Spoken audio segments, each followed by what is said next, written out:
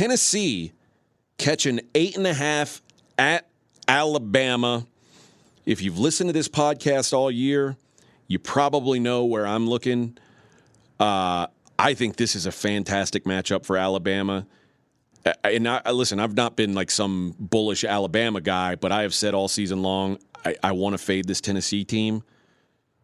I don't believe in this quarterback. I don't believe in Joe Milton, who, by the way, is barely inside the top 100 in EPA, passing EPA. And now Bama brings in the highest graded coverage unit in the country. Joe Milton is going to look like a bum on this field.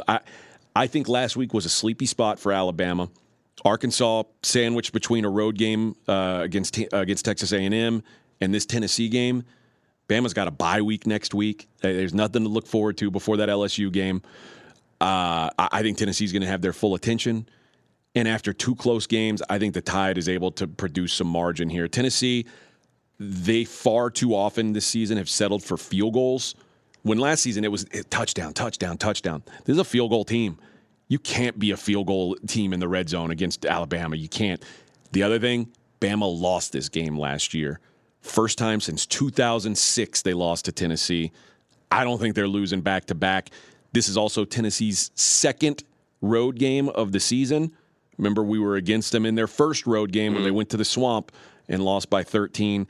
I like Alabama minus 8.5. I like the under in this game. I think this is a grimy game where Tennessee has a really hard time putting points up. Well, you got two of the top defenses in the country. Alabama ranking 7th in defensive efficiency and Tennessee ranking 11th. And if you want to look at some trends, Tennessee 1-5 ATS as a road underdog since the start of the 2020 season. Alabama, meanwhile, 15-6-1 ATS as a home favorite since the start of the 2020 season. Alabama has covered 12 of the last 17 meetings with Tennessee, and you mentioned playing with revenge. Not a good spot to go up against Nick Saban. The home team has the clear advantage here. I think Alabama, maybe an Alabama first half, but yeah, I think I'm with you on the under just because of how good both of these teams are defensively and not trusting either of these quarterbacks, honestly.